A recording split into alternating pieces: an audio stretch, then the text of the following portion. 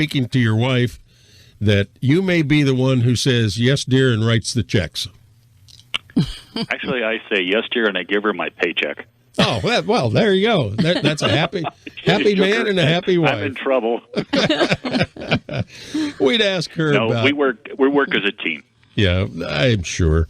We'd ask her about the pressures and idiosyncrasies of running a bed and breakfast, and more particularly for 35 years.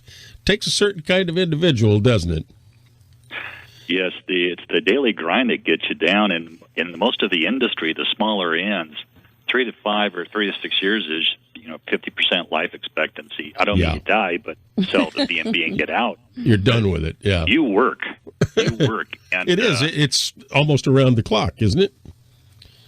Just about. You're on call, and at a small inn, whether you have staff or not, the guests always have 24-hour access in case something goes wrong, so you can fix it. And with 3 houses that are turn-of-the-century Victorians, life can be interesting. Was the main house built in 1902, hence the name? Yes, and that's based on our history and records, the nearest we could find was in 1902. That's when they turned the water tap on. Okay.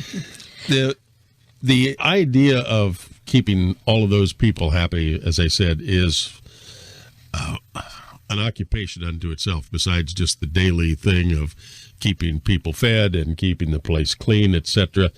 You're also the president of the Bed and Breakfast Innkeepers of Colorado. It's a statewide B&B association. I wasn't aware they had those. In retrospect, I probably should have thought of that. But what do you do as the president of the B&B Innkeepers?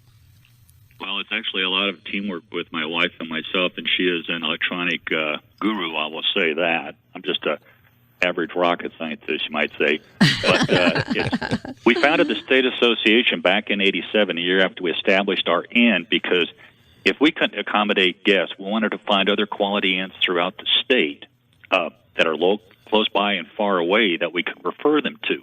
Right. And so the Bed and Breakfast Innkeepers of Colorado has gone up and down, and the B&B industry has contracted a little bit in Colorado, actually significantly in Colorado. But if guests are traveling anywhere in Colorado, the website for the state association is called Inns of Colorado. That's INNSOFCOLORADO.org. That's all one word. Right. .org. Super. And then we're all different, but we do provide personalized service. And the neat thing about a B&B is you have built-in concierge service. Our assistants are dynamite. I tell our guests, my wife and all our assistants are the A team, the cat's the B team, and I'm the C- team.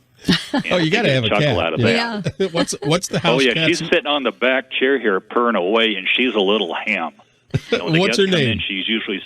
Her name is Ming Toy. She's pure black. Beautiful. She's a rescue kitty, and she is a sweetie. But I just told our previous guest, and this is off topic, but I just saw a video yesterday. The Suffolk Cathedral had a cat adopt the cathedral for 11 years and managed to sleep through the Queen's visit, by the way. But after 11 years, she passed away, and they gave her a funeral and buried her in the churchyard. In your copious free time, check out Dorkin, Doorkin, Magnificat. And you'll love it. More than 7,000 people have looked at her funeral. Oh, wow. Well, ours is alive and a lover, and she's the official greeter of the bed and breakfast. Uh-huh. Yes, I see where it says that there's perfect hospitality. Oh, good one. Oh, yes. What is the capacity of the inn? The current capacity is we have 6 suites, 2 per building. We're authorized for a total of 8, but if this operation works out real well for us, if we wanted to expand, we could. What we've done in the past, because the Victorian bedrooms weren't that large, we've actually combined 2 together into like a large master suite. So you have, nice bedroom area, sitting room, and all of that, fireplaces, tubs for 2. And what that does, actually compared to the hotel industry, is it gives our guests a little bit more privacy. If they want to stay in and vegetate, stay away from the world, they can do that. They can go out. It also gives us, with the 3 structures, 2 per room, more common area, you might say. At least I know for our B&B, we have a high percentage of common areas, so people can get out. They don't have to feel trapped. And in the pandemic, frustration is really setting in on a lot of people. We're seeing that they're getting out there more than usual because they just have to get away. And the neat thing about that is our staff is all around here working. I call them staff. They're our assistants. They keep me out of trouble. But they're built-in concierge service. They love talking with the guests, and it's very, very personalized, as well as they live in the area, so they know the ins and outs they can pass on to travelers. So you are open right now during the pandemic. Is there anything special that our listeners should know about packing to come there? Well, Colorado is in the pandemic, and definitely bring your own mask. Most lodging properties you will find out about us. We provide our hand sanitizer, things like that. Most of us have masks for sale if people need it. Are they required? Our cleaning procedures have been changed and adapted to meet the pandemic requirements, and so we've adjusted for that. Another example is operational. We used to be everybody ate at one large table at 8 o'clock or 9 o'clock, and now we have individual tables scattered throughout the different buildings. Nicely done. That social distancing and all.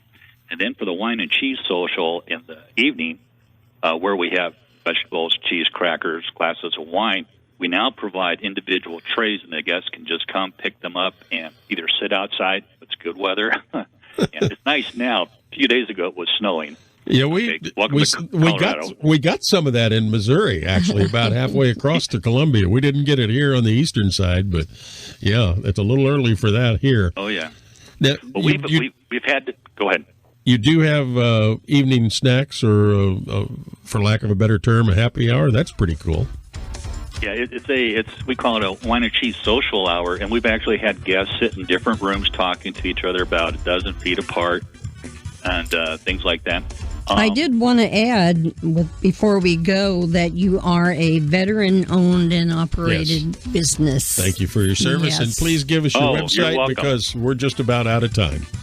Okay. And also, too, we use individual trays when we're serving, too. Everything is kept safe for the guests, and the goal is to keep guests safe and have an enjoyable experience at the same time. What's your website? Our website is Holden House, all one word, HOLDEN house.com.